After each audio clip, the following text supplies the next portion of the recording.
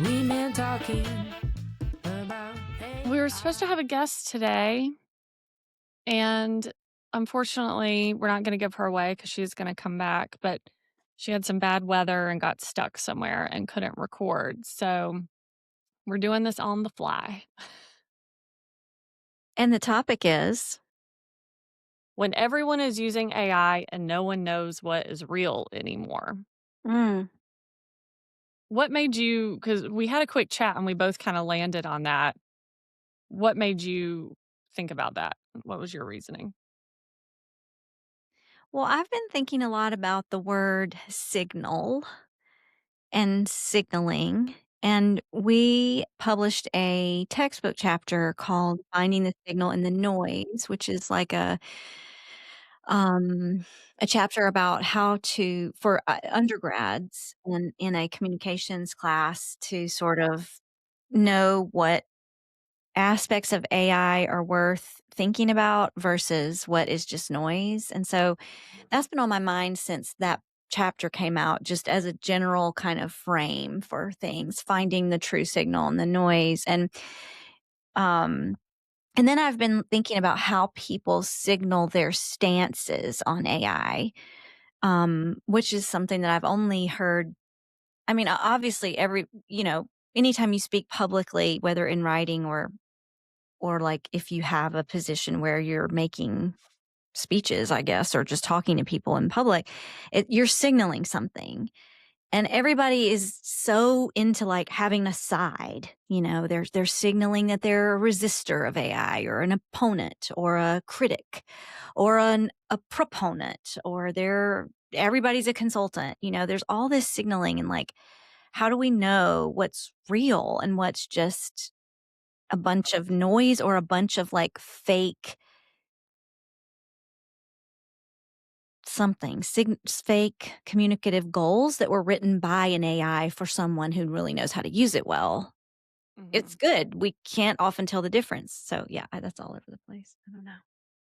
No, I mean, I think that makes sense. I mean, I've told you that one of the many reasons I've been limiting my engagement with social media lately is it just feels like nothing feels original. It doesn't feel human. Mhm.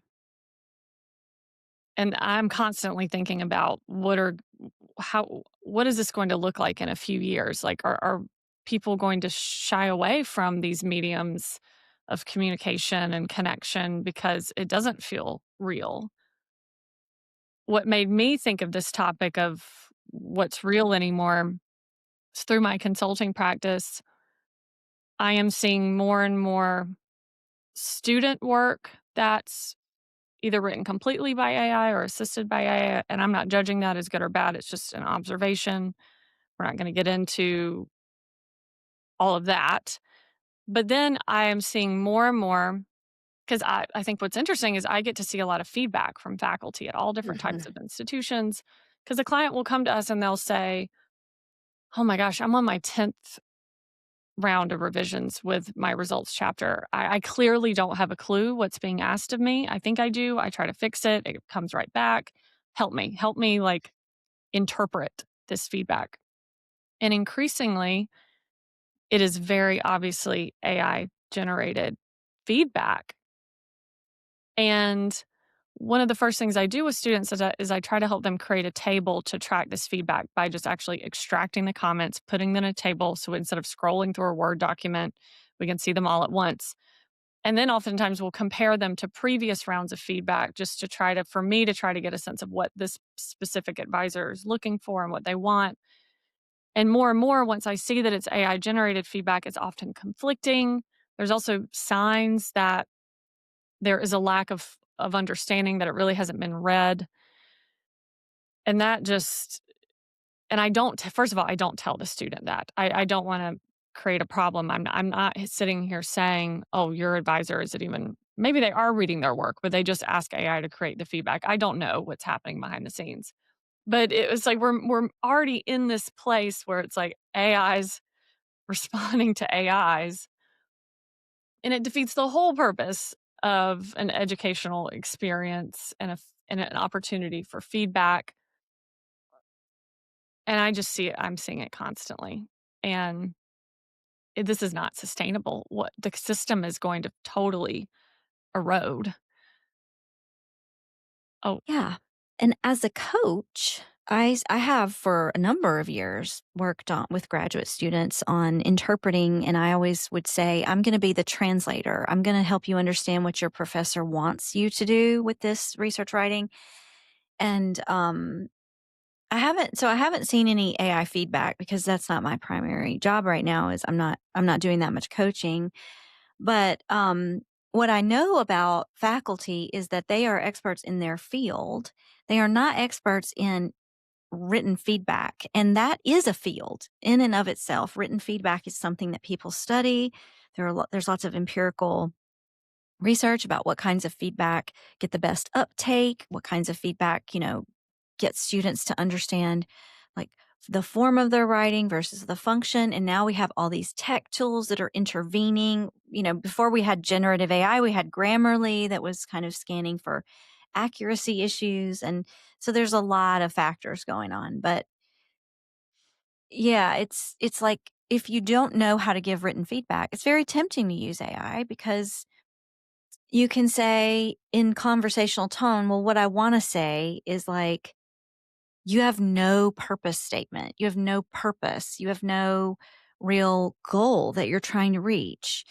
But you know better than to say it that way because that's kind of demeaning. I mean, the student doesn't know what they don't know. Like the whole point of education is we can't know what we don't know. And so we need like guidance and mhm. yeah, so it's hard to know how to say what you want to say in a nice way. And AI is really good at that. Well, I don't even really think it's not being able to give good feedback. It's obviously this is multifaceted, but where my brain immediately goes is the incentives. Mm. I communicate a lot with adjunct faculty. I'm very familiar with the gig academy. And what I know to be true, I'll just use this one student as an example. I'm not going to say where they're enrolled, but they're enrolled in an institution where there's probably 400 doctoral students, and each faculty is responsible for supervising anywhere from 20 to 40 of them. Mm. And they're probably being paid. Well, I do know at this institution, the faculty member are paid $2,000 for each student, $1,000 when they defend their proposal, and $1,000 when they graduate. Meanwhile, that institution is getting in $7,000 a semester for that student. And for our listeners, if you're not familiar, for many of these programs, that student is going through the dissertation phase for years, years. And so think about how much that person is getting paid. And then I can imagine someone pushing back and be like, well, they should just quit and do something else. But this is a big issue in academia that we don't even have time to get into today.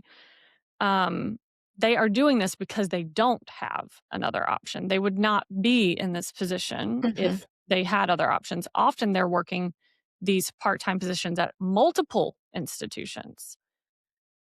So they're not in Mhm. this position because they have all these options. So I just want to set that aside. So the temptation of speeding up the feedback process when you have 12 300-page dissertations to get through that week there is a clear motivation there. And so I don't want to say that I'm putting any blame on the faculty member for doing this, but it's like AI is now this intermediary that no one is acknowledging. The faculty isn't saying it, the student isn't saying it, and we're all just pretending it's not happening. And there was already a breakdown in communication of not being able to interpret the faculty's work. And now does the faculty member even remember the feedback if they're not fully giving? So it's just a little it's just, I can't I don't even know what to think of it. I can't Mm-mm. Yeah. the implications of it long term system that is already under a lot of strain. The higher ed system, graduate school system is already very broken.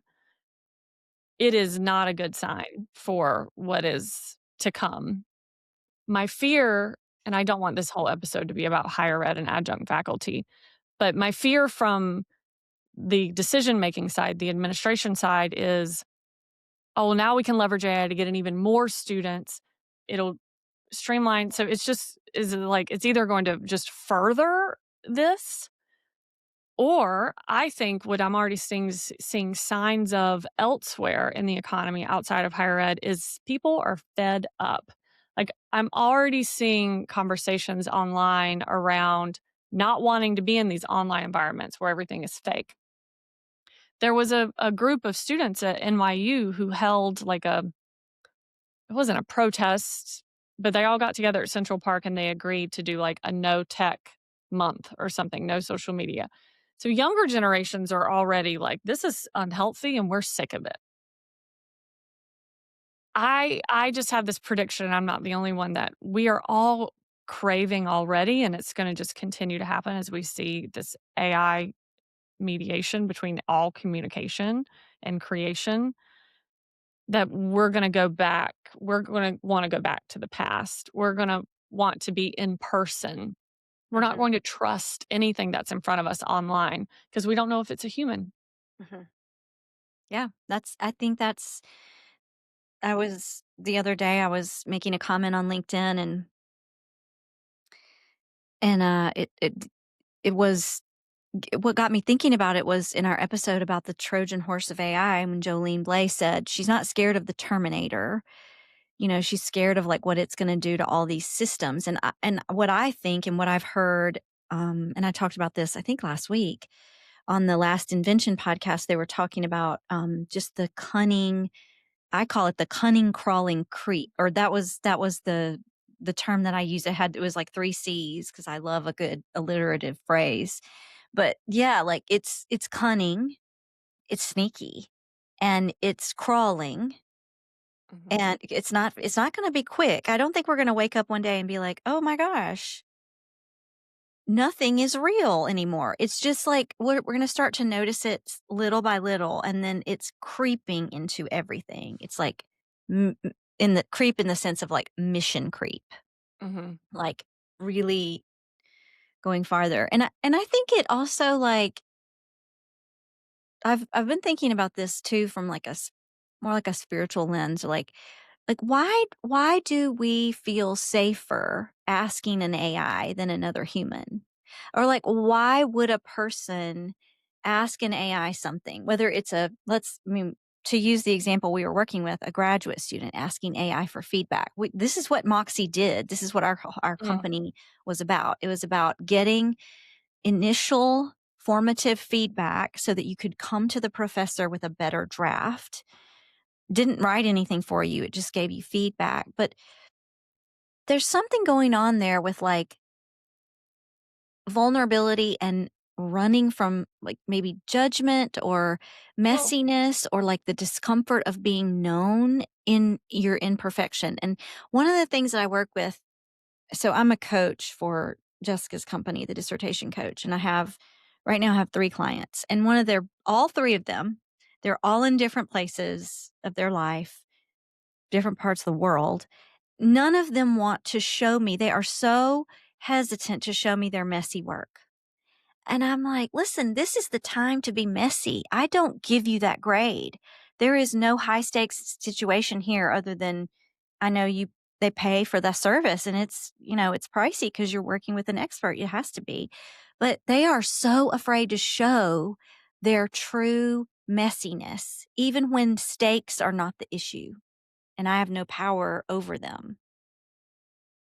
well, there's sort of 2 questions there, 2 points you made. The first, I think in this exact scenario, student needing feedback, there's no power dynamic with an AI. Right. There's power dynamic with a faculty member. I mean, I experienced that. I Mhm. didn't wanna go. I remember I really struggled in organic chemistry. Like, even though I did well in regular chem, I I was broke. I was an undergrad and I was putting myself through school, and I remember justifying paying for a tutor even though it was, like, really broke the bank for me because I could not. I was so ashamed that I didn't get it. I felt like else in the class got it, and I didn't wanna go to my instructor in office hours and admit it.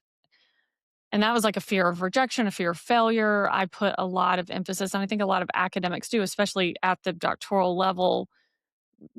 Intelligence is something that we pride ourselves on. It's a part of our identity. And so it's like that fear of rejection or I'm not smart enough, and then you have that dynamic. So it's so much easier to ask an AI for that feedback.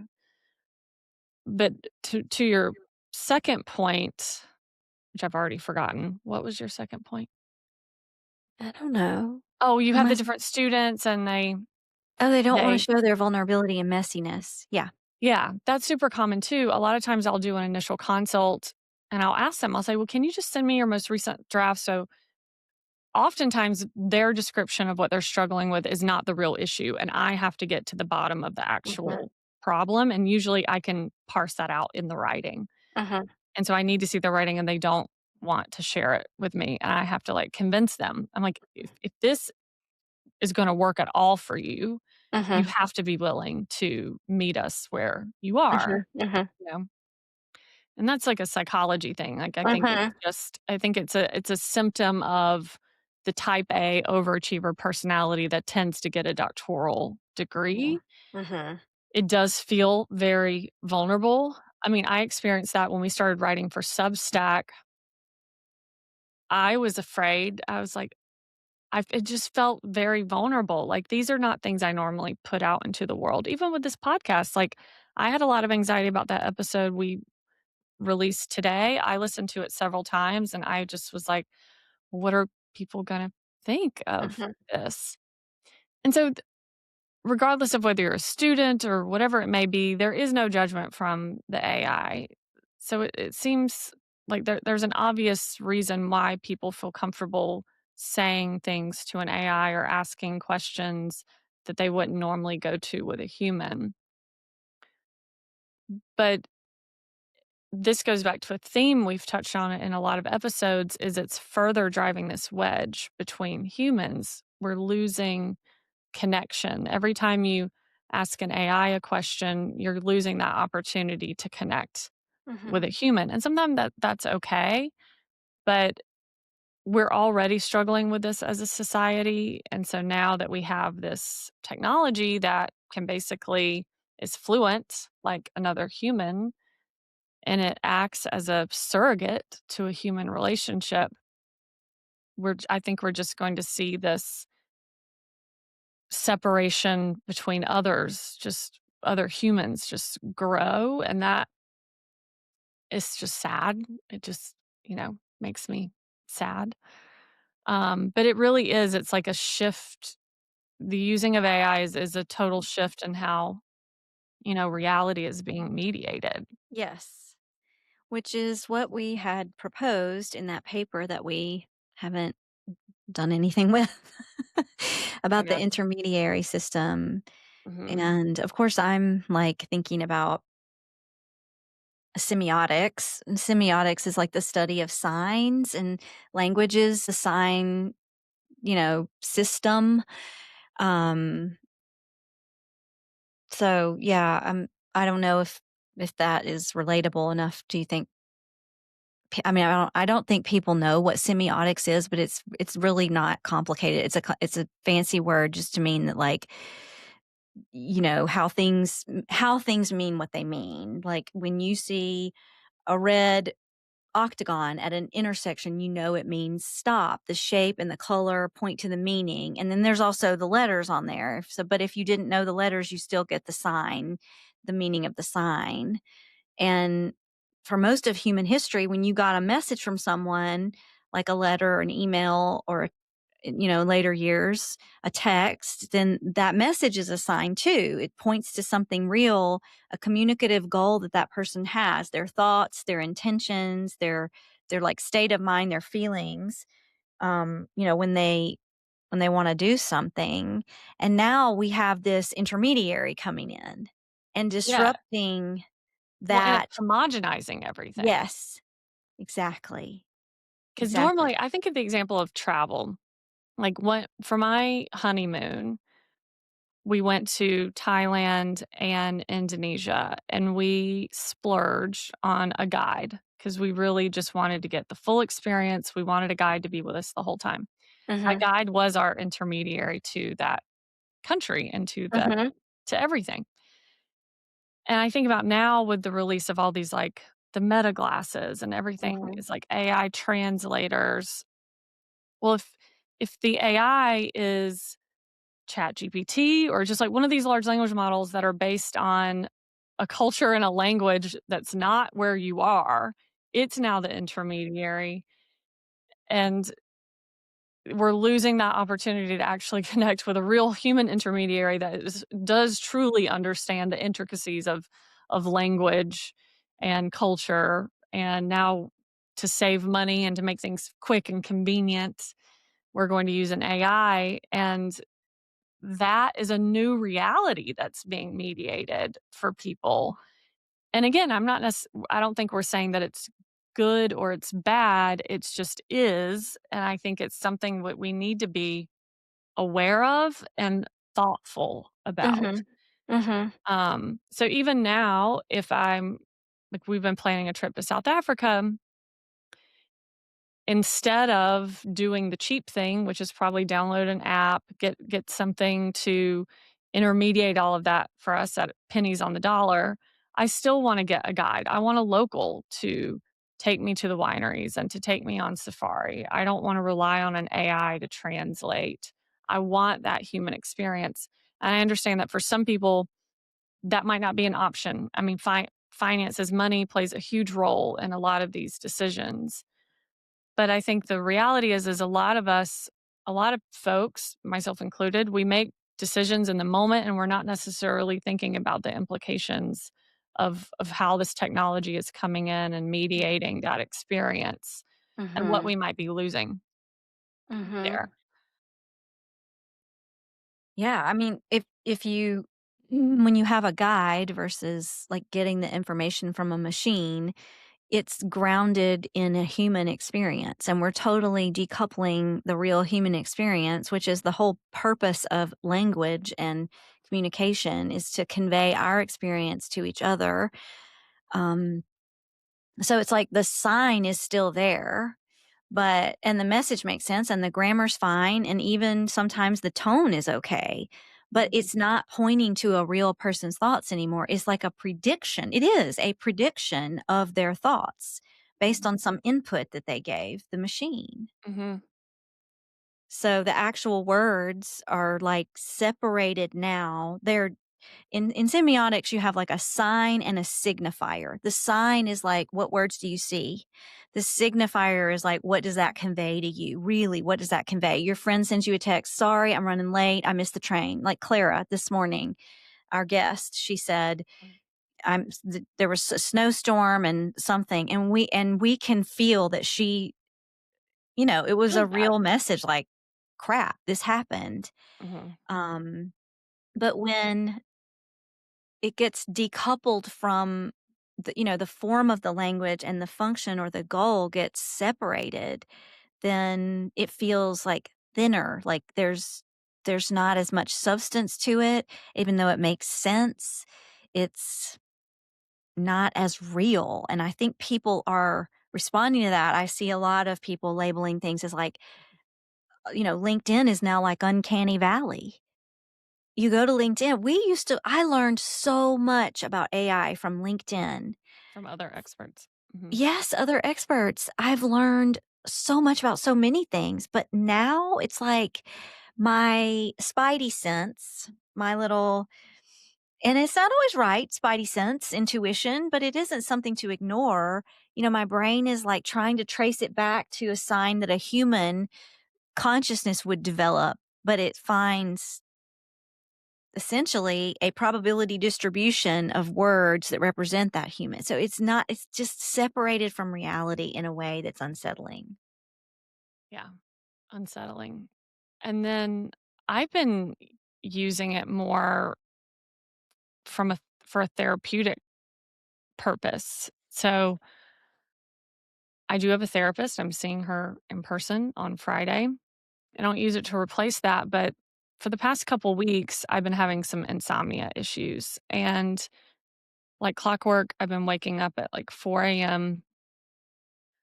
I think it's hormones. I think I'm having like some sort of cortisol spike. And so I've been trying to problem solve. But I get up at 4 a.m. and the house is quiet. And I tend to ruminate and start thinking about things because I have time on my hands and I don't want to just get up and work. I don't want to like jump on the computer and start my day. I try to just sit in front of the fire and journal. But I have found myself more and more going to Chat GPT and just sort of talking through things and not asking for advice, but I know through years of therapy that I have certain patterns that I repeat in my life. And so I'll ask ChatGPT to help me reframe things because I'm struggling to find the words to reframe it. And so as I'm was like thinking about this episode and talking to you about that, I thought about all these headlines I see around people using AI as a therapist, and obviously some of the clickbait headlines that are honestly horrible around someone committing suicide or being urged. Like that's obviously an extreme, but I can see the benefits or at least the draw of someone who can't afford therapy. They can't afford to see a therapist. So they go to an AI for advice.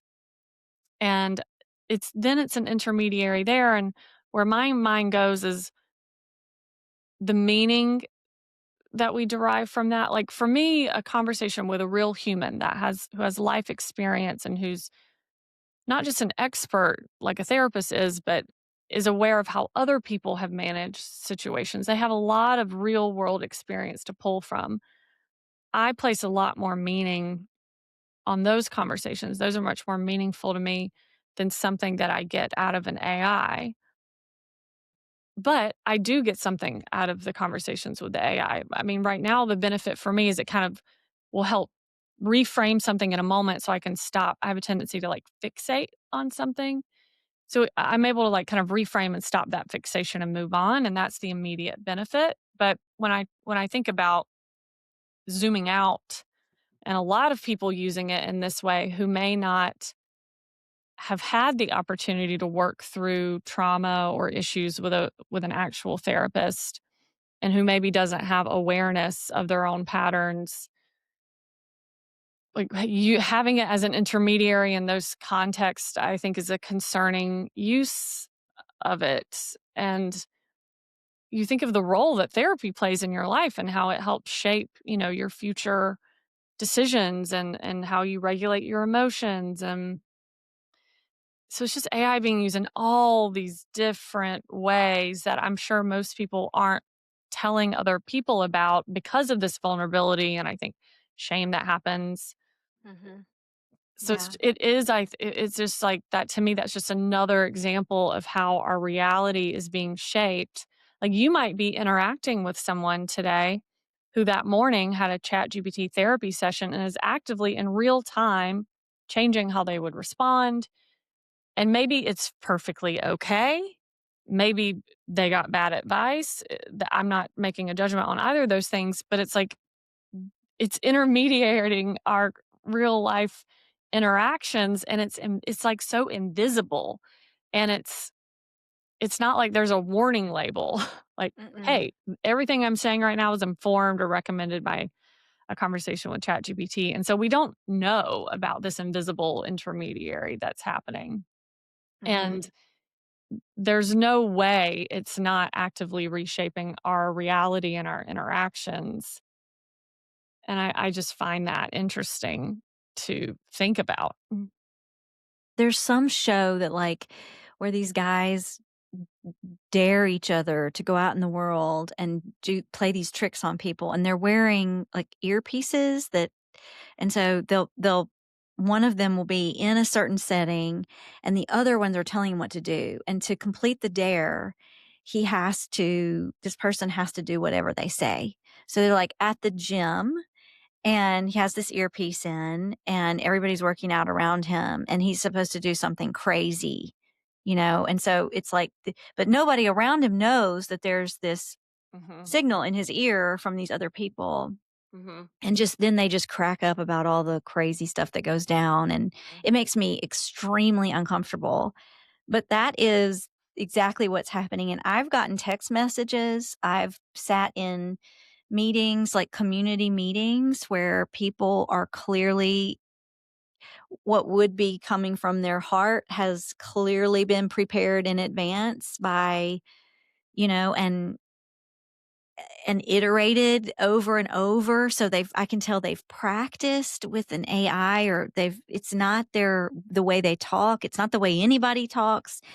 And the curious thing about that for me is that we know that there are such huge differences between oral language and written language. And so if you're using, ChatGPT, Claude, Gemini, whatever, to write something that you need to say aloud, it's going to feel weird to the audience because ChatGPT, Gemini, Claude, all these big models were trained on text scraped from the web. Maybe there are some transcripts in there from TV shows or podcasts and it is oral language, but for the most part, I think it's like very likely written language because oral language is hard to get down in a text form and we need the text form to be able to train the model. So, yeah, anytime people are using it and then putting it into oral language, it gets super weird. And texting is like written down oral language because Mhm. it's conversational, it's informal, it's messy and quick. There are lots of anyway. Yeah. It's like but yeah, I've been using it too. I've been using it for parenting ideas, bouncing, trying to solve problems with it in the moment, not necessarily at 4 a.m., but just like in a moment where I need to respond to a situation and it's a little tricky. And especially with parenting, I mean, having my husband is a teacher and we often have this conversation where it's like he can go to work and he can do all the right things with his kids and his students and his coworkers. He can say the right things, he can be neutral, he can invoke a consequence on a student or share something with them and it doesn't come out angry or loud or like punishing, and then get home and it's the wild west of all parent child, adult child interactions. It's like he knows what to do. I mean, he is a very experienced veteran teacher. He is trained. Mhm. And yet, in our house, and it's just everything flies off the wall. I mean, you don't know what's going to happen because there's emotion involved. And Mhm. so I often use it to try to get a little distance and sort of neutralize my approach or my thinking about something, because as humans we naturally just take everything so personally. Mhm. Most of the time it has nothing to do with us. It has to do with the other person. And so if we can kind of get that distance, and I do think AI can help me in that, and it has helped me. It can suggest things that I wouldn't think of or sort of, yeah, give me some perspective. Yeah, that's definitely true. A lot of times when someone is saying something to you that feels hurtful, it's a projection. Mhm. It's not truly a reflection of you, it's a reflection Yeah. of them. Yeah, obviously we're humans, we have emotions, we react in the Mhm. moment. Yeah. And it's the same with feedback in terms of like getting feedback from a machine. Earlier, we were talking about like feedback on a writing assignment, something a or any student is writing, getting feedback in terms of criticism or like ideas, suggestions for how to make it better. But even in the therapeutic context, we can think about formative feedback as more like a developmental rather than a diagnostic kind of thing, or like it's process oriented. It's not supposed to be the final outcome or product. It's just Mhm. giving you a way to think about it that you can then take to a human with clear thoughts, which I do, and I don't recommend that anybody use it, but I am positive Mm. because people love to reduce friction and cut corners. It's very hard to find a therapist. Our healthcare system is broken. All these other factors are making it very attractive. Yes, for sure. I was thinking about recently because I have a lot of interest in economics, and I was doing some reading around what's happening in Venezuela. And Venezuela has been having there's been civil unrest, and their economic system has been broken for a very long time. And so I kind of went down this rabbit hole of what's happening with their economic system and what does it really mean that we're going to be running the country temporarily. And Mhm. somehow I went down this rabbit hole of um, robo advisors, like AI financial advisors that automate trades. Mm. And then it reminded me of something that I read a while ago. So then this was such a big rabbit hole. And then I ended up going back to this article that I read months ago. And so I think this is an example of like taking what we're saying to a big system level that can have really impact a lot of people. So robo advisors are becoming more and more common. I've even used them. There's one called Autopilot that does trades based on what people in Congress or in the government, they have to disclose any stock trades or purchases within 45 days of doing it. That's the law. They can do basically insider trading if they want, as long as they disclose it within 45 days. And this autopilot app looks at those, and then you can say, oh, I want to follow Nancy Pelosi or whoever.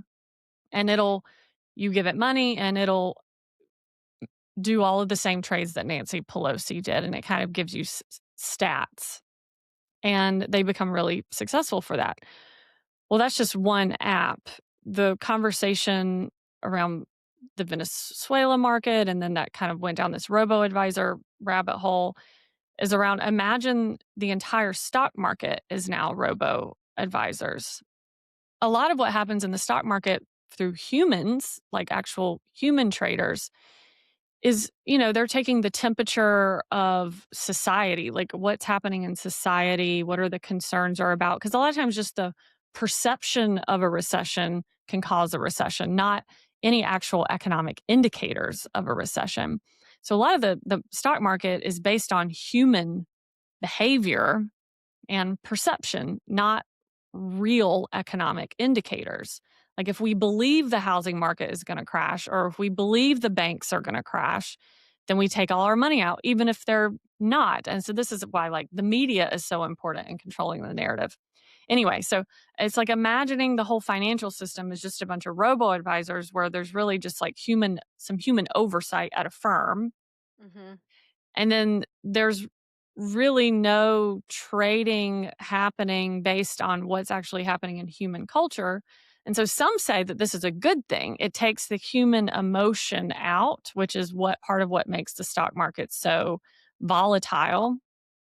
And then the other side of it is we have no control over what's happening. We really don't have control over what's happening in the stock market. And so it could cause like a total collapse of the financial system. And so that's an extreme example of like giving control over to a machine in hopes that it's going to improve a system without like fully understanding the implications from a systems level thinking of what that ultimate outcome might be. And then you apply that to like healthcare, where you have AI algorithms that are being used to predict supposedly better, like value-based pricing is a big hot topic now, where you kind of price pharmaceuticals based on the value, the actual outcomes, not just the arbitrary price that the pharmaceutical company is setting in order to make their profits for shareholders. There's all these interesting applications of AI, but when you fully take the human out of the loop and the AI fully takes over that system, then there's no human intermediary anymore at all. And that is an entirely new reality that's being created and shaped and controlled by a machine that directly impacts the humans that those systems are meant to serve. And so those are extreme examples of like systems totally being reshaped with AI that I think is just important for people to consider than just the relational component of individuals and our perception of reality going on LinkedIn or interacting with a faculty member or a student or a friend or a therapist. And so it's like these individual and these relational components within a larger system that's also being mediated by AI. And we've never had this before because we never had such a general purpose technology that can do all of these things. And so I hate the word unprecedented now, but it is unprecedented.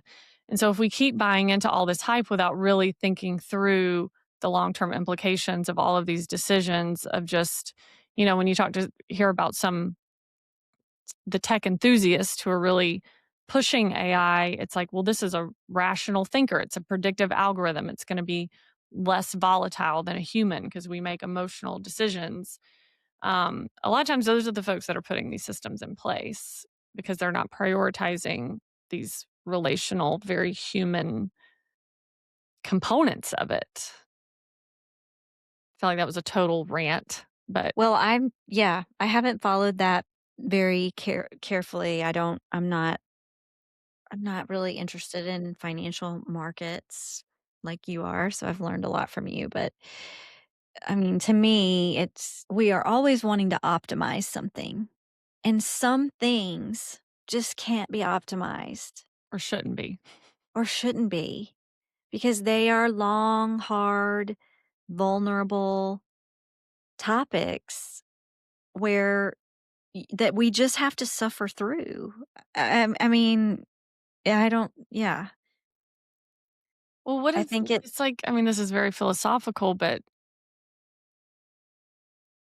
part of life is you can't have the highs without the lows. The highs aren't meaningful without the lows. Like you have to experience challenges and failures in order to learn and then in order to appreciate the good times. And if we just try to optimize away all the negative parts of life, then where do we really derive meaning? It all becomes homogenous. It's just all like, okay, everything's easy peasy, no friction, no lows. yeah. It's, Which reminds me, have you watched Pluribus? I've seen the first episode. Well, I'm going to continue. I did cancel my Apple subscription, so I might not continue, but well, you can get, if you join again, you get a week for free, so you could binge okay. it, but I'm trying not to do that. I am I don't know. I don't love Pluribus. I find it to be hyper sensationalized. I mean, but it's a very I don't like shows that get me all ramped up because I only watch TV in the evenings and I need to be relaxing in the evenings. So, there's a lot of weird, creepy sci-fi stuff going on. In the show, there's a virus and it gives people something akin to like hive mind where they all know how to do everything. Like you could jump in an airplane and fly it. I could do, surgery, knee replacement surgery. We all have everyone else's expertise. We're not mind readers. It's hive mind. And so one of the things that starts to happen in the second episode, and I don't think this will give anything away, is that there are 11 humans who do not have the virus and who are still acting just as human as they always have. And one of them, the protagonist, is a writer. She's very concerned about what's happening. And when she has a very strong emotional reaction, people with this virus go into this sort of like epileptic fit where they shake and they are not really conscious for a few minutes. And so that means everybody all over the world, every single person except these 11 people go into this state. If they are flying an airplane, if they are using heavy machinery, if they are in the middle of surgery, whatever is happening. And so it's very, very dangerous for her to have volatile emotions. Interesting. Yes. So that's where for me it gets very interesting because then she's asked to have a meeting with the other English speaking people who do not have the virus so that they can plan out what they're going to do and fix, manage and control this issue.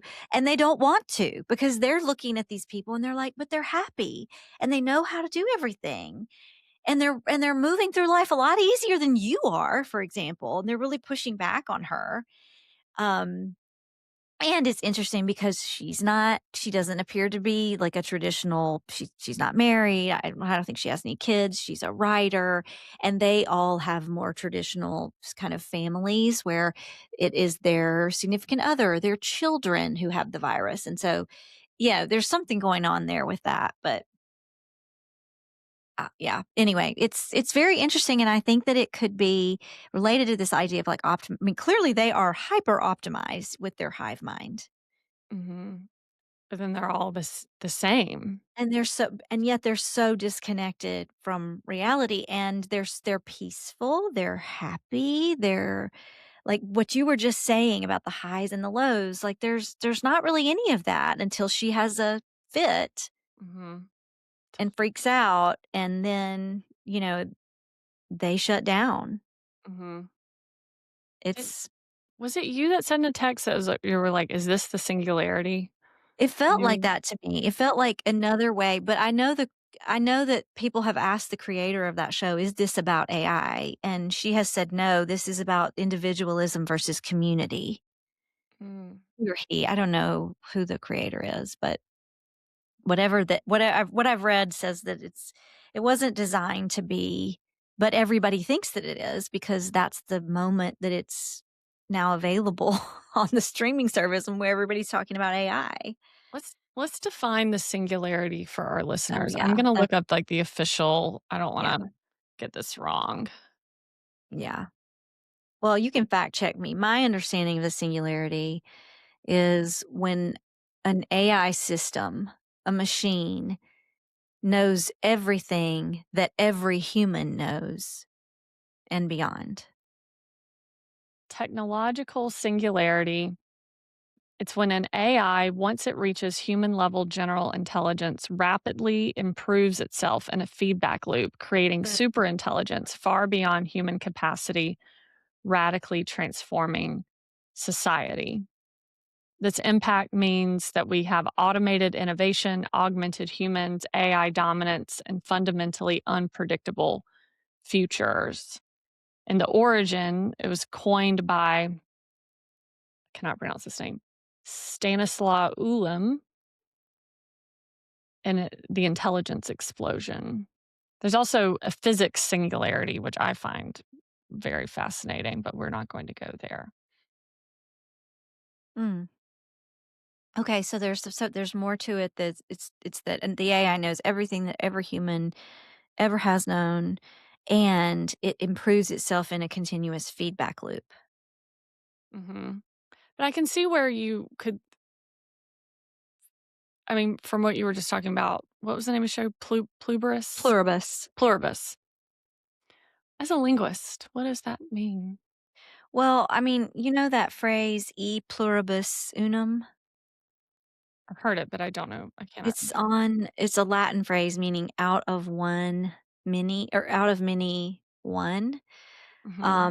So it's a motto of the United States representing the formation of like all the other nations, like Mm. where people came from, all the colonies, diverse people, which is not the direction we're going in, but that's a different topic. And it's on our currency. It's on our Oh, okay. dollar That's bills, where I was and going. Okay. yeah. So Um, out of many, one, e pluribus unum. well, So when you said pluribus, plural, it comes from yeah, plural, I multiples. Yeah. yeah, I got that part, the plur. Um, Mhm. but I mean, when you said hive-minded, I think it's related to this idea of, like, if we're all using this same sort of machine that's trained on our data to make Yeah. decisions and move throughout the world and engage with people, Mhm. then it's like we're all just kind of one. Like, there's Uh-huh. no originality or individualism. And obviously, we're talking extremes here. Right. But when we already start to see it happening in writing is the most obvious thing. Like, everything I read now just looks like the same. It's like the same Slop. person could have Mhm. written it. I can't tell, is this from you or from someone else? Not you specifically, but everything just starts to look and seem the same, and it doesn't mean anything to Mhm. me. It's just I don't know. I think it's Obviously, I just see it the most in education and research because that's the world I spend most of my time in, but Mhm. I'm just imagining the whole world, like, getting their therapy from a large language model, and then what does that look like when you go out into the world and interact with people if we're all kind of getting the same advice? Mhm. And yeah, I also think it's about avoiding vulnerability and it's, since social media has become so prominent, eh, what we see of there's already a I mean, talk about decoupling the sign and the signifier. Like if you looked at my Facebook feed this Christmas was full of people taking their photos and Christmas enhancing them with Nano Banana and, which is Gemini's image generator.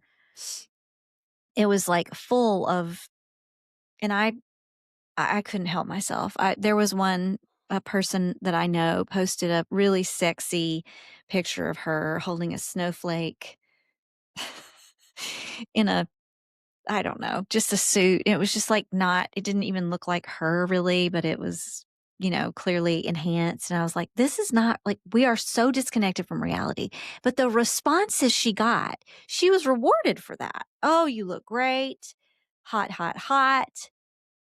And I was like, okay, yeah, and Mhm. and then her caption on it was like, "Why not?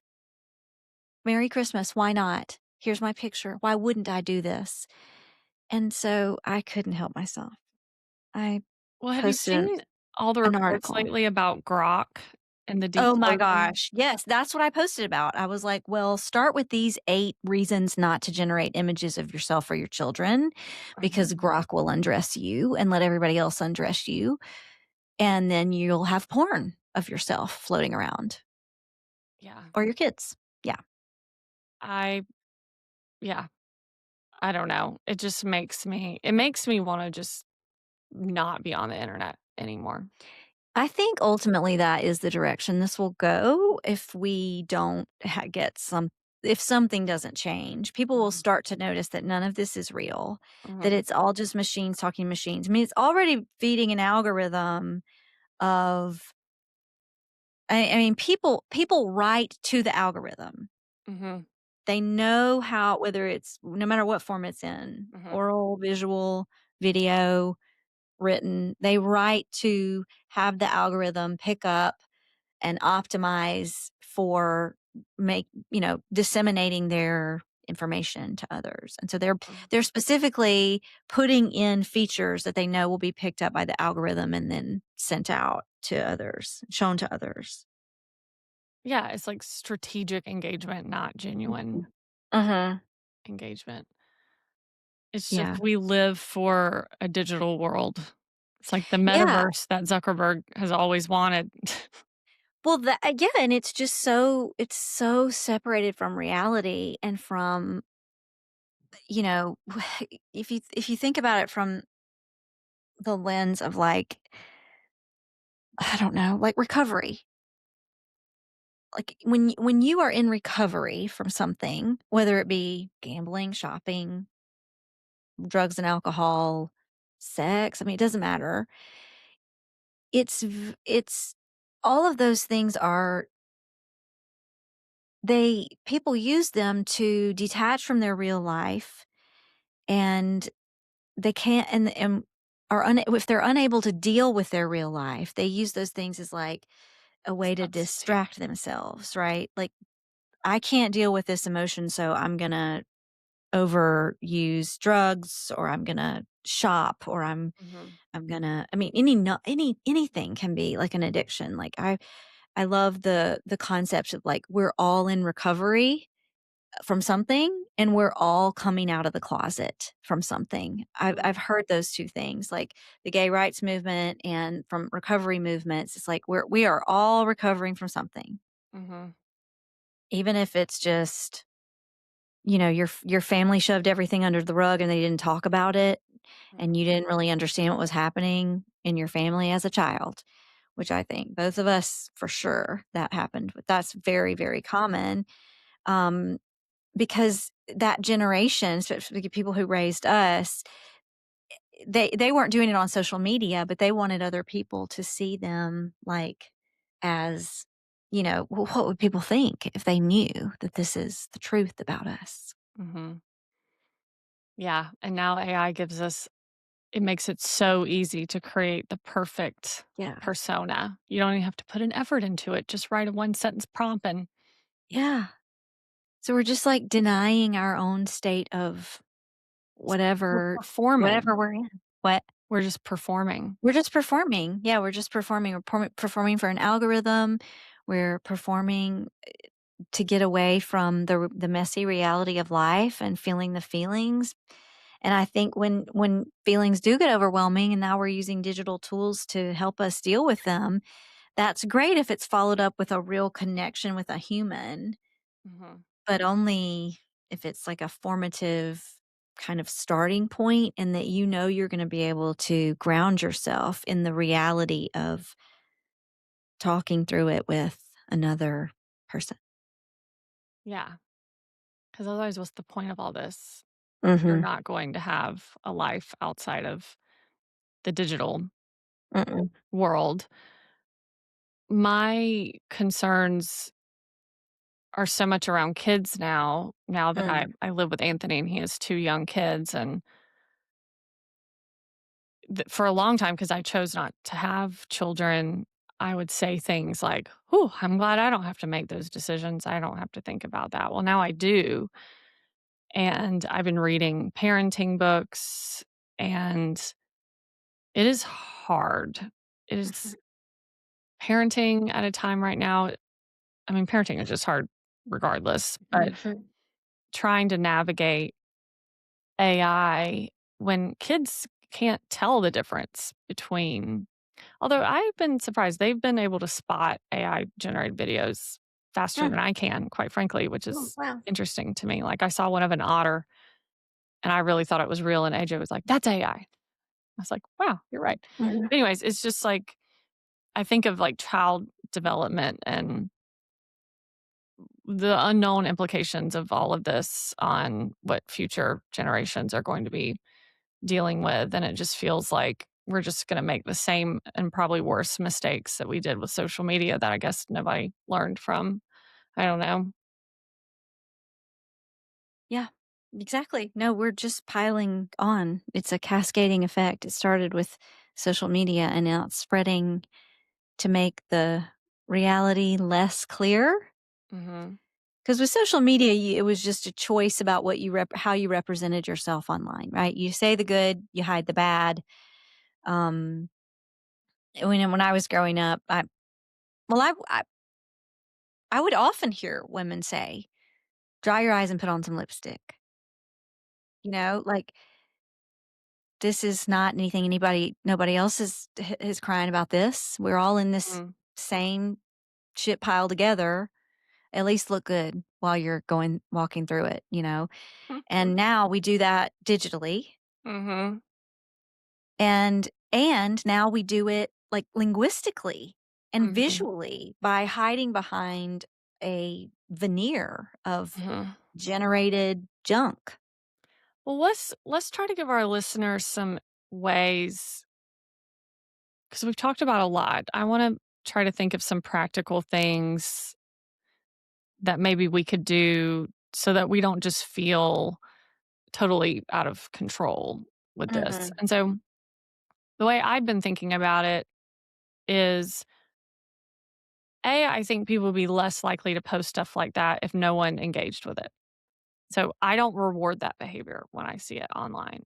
Even if it's a funny AI generated video that I ended up watching because I didn't realize it was AI, I'm not going to like it. I'm not going to comment on it. And when I see posts on LinkedIn that are very clearly just fully AI generated, um, I don't engage with it. And so it's like I don't want to reward things that I think are very clearly AI generated. Mhm. But what about these agents that are making the comment? I mean, surely you have gotten comments on LinkedIn that was clearly automated by somebody's agent who is posting for them. So Yeah. the crap is Harder. getting rewarded by a machine. Yeah, I don't know, I I'm mean, pretty bad there's about. nothing we can do about that, but I'm just saying, like, Yeah. I just try not to, like, reward it. I'm like, "I don't wanna reward this because it's not what I want to see," and I think if more people maybe tried to do that, maybe we'd see less of it, I don't know. That just it might not have any impact, but it makes me feel like there's something small I can do. mhm, Um, I don't buy a book if I see that it's written by AI. I don't wanna read it. I would never get art. Like, I just really want to engage and reward things and give more attention. I say reward, give my attention to things that feel more human, and so I'm much more drawn now to, like, messy posts that seem to have grammatical errors or just aren't as polished and perfect. Like, mhm. my brain I want more of that. Um And that's just one small thing that I feel like I do it on a daily basis. I'm just much more thoughtful about that, and it has meant that, like, I really don't interact nearly as much on LinkedIn as I used to, but that just is what it is. I just yeah. Yeah.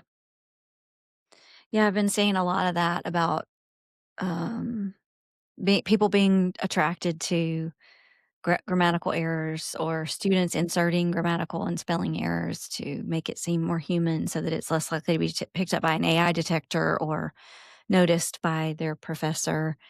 Mhm.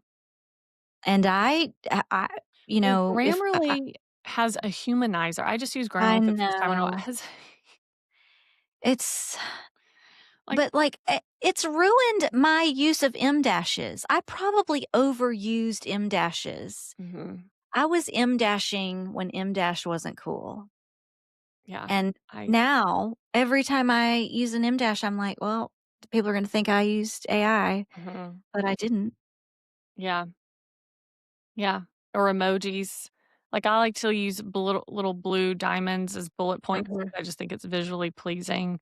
mhm. Like, people probably just think that this is AI because 'cause I'm using but I don't know. It's just the little things that my brain pays attention to now. But I do think from the perspective of maybe someone if you have influence over a child or an employee and you're listening to this and you're wondering, well, what can I do? Because I also have these concerns. I think having a conversation and saying, you know, don't generate images or videos or music with AI and use your own voice. I'd prefer for you to spend an extra 10 minutes writing an email to a customer that's genuinely coming from you than to use AI to write it. I think it's like giving people permission to just be human and messy. Yeah, I think that's it. For me, I just like it when people are messy because I am such a mess. You are not a mess. I am late a lot. You're I bad with dates and times. I'm bad with dates and times. I overlook details. I yeah, there are things I'm really good at, but, like, sometimes I just feel I never I for a little while when I was first a mom, I tried to appear as if I had it all together, but I didn't make connections with people that way. I needed to be real in my discomfort with motherhood. Motherhood was very hard for me in the beginning, and I needed to find and did find people who would commiserate with me and say, "This is so hard." I could not befriend people who always appeared like they had it all together, and I still don't find a lot of connections with people who continually try to maintain that public image and can't be really vulnerable and It's so color boring. outside the lines. It's boring and it's not relatable It's not relatable at at all, all. and I found that when I would say, like, something very honest, it was easier for me to make friends. It was like I was this was before, I don't know, I wasn't reading Brené Brown at this time. This was, in the early 2000s when I started having kids, but yeah, it was before she was talking about how important vulnerability is, but I was seeing that borne out in my life when I just could not I just really had trouble befriending and enjoying people's company if there wasn't something quite wrong about them. Quite obviously wrong. I would just be like, "Yeah, but where are you really? What are you really? Because this can't be right. It's This not can't be real. right." Yeah. It's like I don't really trust someone who, like, Yeah, right. comes Something's across, not quite yeah, yeah. not having any flaws. Yeah, and I tend to be an overshare. I'm, like, such an open book, Mhm. which I think can be off-putting to people, but I'm like, Mhm. "Those are not my people." If it's off-putting, you're just not my person. I don't know. If you ask me what's going on and we're in a space where I can actually say it, I'm gonna say it, you know? Mhm. Yeah, people that just, like, can live with the small talk of I can't do it. it's so very hard. It's painful. How are we gonna wrap up this episode? Oh my I don't lord. even know. Um, let's just do our pit and our peach. Well, I wanna do a check-in on your New Year's resolution. Mm. Gum. You don't wanna talk about it? I mean, Okay. Okay. I didn't quit. You didn't quit. I went 2 days with like, I was like, "Okay, fine, I'm gonna taper." I did try to go cold turkey, and then the It's very hard. first morning I had my coffee, I was so irritable, and Anthony was like, "Just have one." Please, chew this gum, please. I was like, "Okay." So, I did a few days of just, like, maybe 3 a day, and it honestly wasn't that bad. I was like, "Oh, it's not bad." And then I had a really rough day. I don't know, all the days of blurred. I had a really rough day one day. I was just like, "This is not the day to quit nicotine." So, picked them Mhm, back up, but I am tapering off. I've had much less. I've probably decreased the amount of nicotine by at least a third, if not mhm, half. So, good. that's progress. Yeah. But I do find I've been observing that the mornings are the hardest to not have it. It's something about that just habit and routine of I wanna sit down with coffee and have my nicotine, so I haven't given that up yet, but I haven't been doing it at night. I think I've been sleeping better too. Mhm. Um, so I'm making progress. Except for the 4 a.m. Chat GPT therapy sessions. Well, the past 2 days, I slept until 6:30, which was amazing. Ooh, that is good for you. Mhm. Wow. Yeah. So that's a peach. I finally feel Mhm, like I've gotten caught up a bit on mhm, my sleep. Um, yeah, so I guess that's peach and pit. mhm. That's great. Yeah, making progress. Harm reduction, Mhm. progress, Mhm. better Making sleep. progress. Mhm. Yeah, and my ear piercings are healing. I don't know Mm, if we talked about that. I got these 3 piercings. For mhm, a while, I thought I was gonna have to take these top 2 out because the last time I tried to have these pierced, they just weren't healing well. So I was worried that was going to happen again. And so for a little while, it was pretty painful, but I've turned a corner. They're healing. So that's good news. good. I'll take it. Yeah. What about you? Mm, I've been thinking a lot about my my word of the year, which I have chosen as enough, as we Mhm. discussed last week. Uh-huh. And I've been trying to use it in situations where I'm unsure of something. Mhm. Just come back to that word and use it as like a perspective, like, okay, in this situation, what really is enough? Mhm. Like, because I so overdo everything. I'm such an overdoer. I will overdo something to death. And I've done this since I was young. I remember taking art in like middle school or high school and painting this beautiful sunset one time. And the teacher was like, "Oh, I love that sunset. The colors are just perfect." And then 30 minutes later, she came back around to look and she was like, I'll never forget the sound of her voice. She said, "Kimberly, what happened to your beautiful sunset?" And I was like, "I don't know. I just kept working on it. I thought that's what we were supposed to be doing." And she was like, "No, you ruined it." I was like, "Oh, I don't know how to stop. I just keep going." Well, if you keep adding colors together, you just get brown, which is one reason I love the color brown. I do. I love the color brown. But I just want to tell a funny story for our listeners. So when Kimberly and I were working on Moxie together, Mhm. Uh-huh. we're the CEO, CFO, CMO, chief designer. We're COO, we're wearing all the hats, CIO. everything, CTO. Um, Kimberly would create like our presentations and our thumbnails in Canva, and I had to take that away from you because everything was brown. Well, brown is beautiful.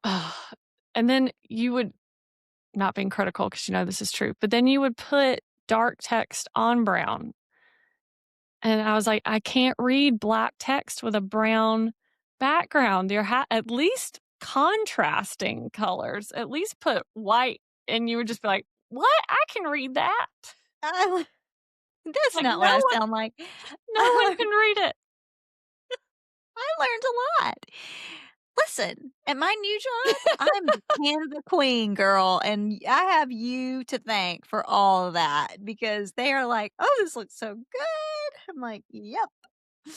But one of their brand colors is maroonish brown, Mm, so nice. I love it. Yeah. Anyway, I overdo things, so enough is a really good word for me Yeah. because Yeah. and so yesterday I went to therapy. I started with a new therapist maybe, I don't know, 3 months ago or something, and it's a man. I've never had a male therapist before. I don't So know how I that's would do with that. yeah, I don't it's been interesting. Yeah. I don't like it when men Um, tell me what to do.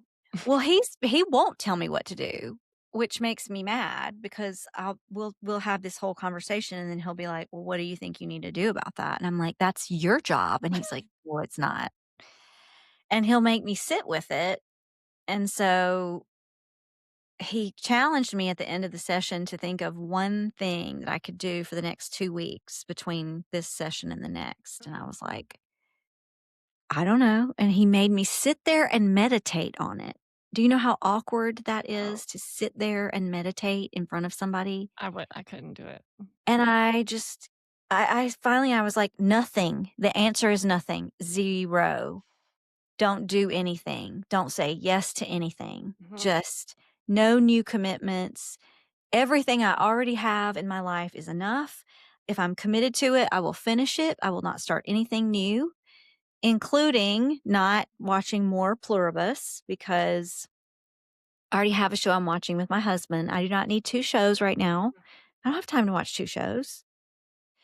Um, yeah, I started teaching myself how to crochet the other night because I cannot sit still. I cannot sit and just do nothing. I know. We're similar in that way. I've been doing diamond art. What is that? So Sienna, Anthony's daughter, got a bunch of diamond art kits for Christmas, and she got a duplicate of one, so we're one of the same. So I was like, I'm gonna give this a go. This looks so it's just a it's a sticky. It's like a piece of art, and it's very sticky, and it's 100 by 100. So was that 10,000? Fast math.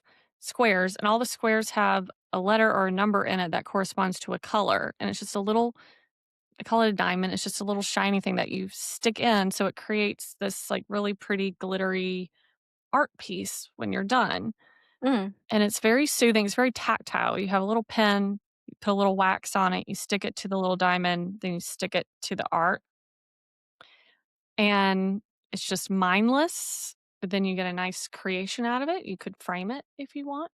mm, Diamond art is big with the kids, okay. and I have been doing that. I can't sit still either, so I'll just sit on the couch and do that for, like, an hour in the evening, and then I'll read, but Mhm. I think if you like crocheting, you could also potentially like Well, yeah, but I mean, if I'm already committed to enough things, I don't need to learn more. Hmm. The whole reason I started learning to crochet is because I wanted to make a crocheted uterus that I saw online that was super cute. It had a face. It was going to be a political statement, but I can't. my friend got me some pink yarn and some hooks, but Mhm. me and the hooks and the yarn and YouTube, it was a lot of very nasty language. And my husband was like, Kim, I don't think this is therapeutic. It seems to be stressing you out, but maybe I'm wrong. So, yeah. So maybe you should try diamond art. You don't need a YouTube video. Yeah, I don't need to know how. Yeah, it sounds very, yeah, something like that I think would be good. But I'll send you a kit. okay, thanks. I'll see if I can find a uterus diamond art. Mhm. I got lost in my pit and my peach. I don't know which is which. I'm grateful I have a therapist. You know, that is always a double-edged sword because the whole reason you go to them is because you can't figure shit out on your own, and then they tell you to do something, and you're like, that is the worst idea I've ever heard. But you know they're probably right because if you could think your way out of it, you would have already. Mhm. Yeah. So True. It's true. I don't know. I know. Every time I go to therapy, I'm like, I'm just relearning the same lessons all over again, Yep. pretty Yep. much. I just want to be fixed and I don't want to have to work on these patterns, but they keep repeating themselves. Mhm. They sure do. Yeah. Okay. Bye. Tune in next time for more Life tips. Rambling. And now for a word from our hopefully soon to be sponsors. This episode is brought to you by Birdie's. Birdie's slippers are my favorite slippers. I have 3 pair, gray, brown, and white. I wear them all the time. I've bought them as gifts for my mother and my sister and my best friend. And we highly recommend them. Kimberly, do you have Birdie's? No, I'll get you some. I would love to have some birdies And Birdie's, we would love for you to sponsor the show. because they're not really supporting a sponsor. us yet. They're supporting my feet right now, Hmm. but not the show. Mhm. But we'd love for Birdie's to sponsor the show. Mhm. So yeah, thanks, Yeah, Birdie's. birdies. Thanks in advance.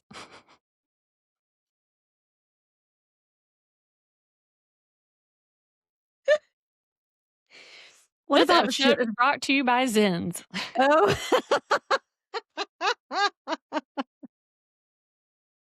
Zins?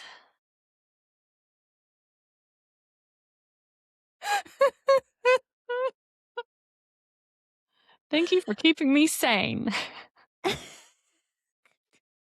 Diamond art Diamond art. for avoiding your emotional baggage. Mm-hmm. Mm-hmm. What else do we say? Oh. We brainstormed a list last night that was pretty darn good, but some of it was Yeah, just like the things I use all the Tuval? time. Tuval. International Delight French Vanilla Coffee Creamer.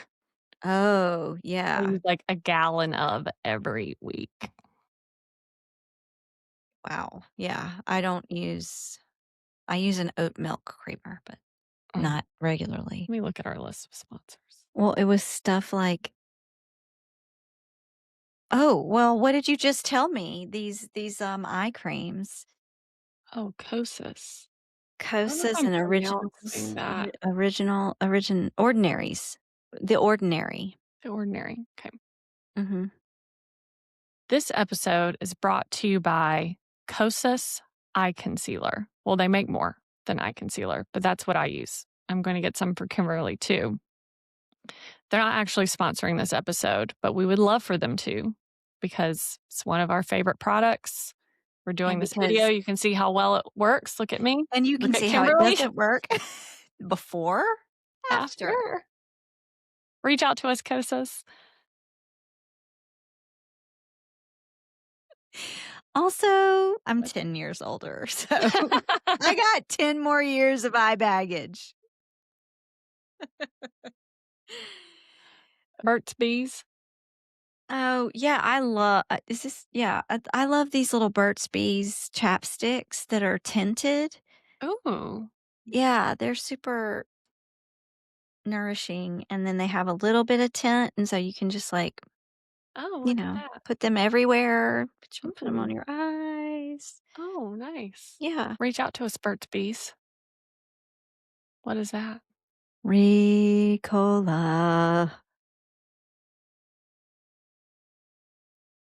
What is that? You don't know what A Ricola cough drop? is? Yeah. Oh.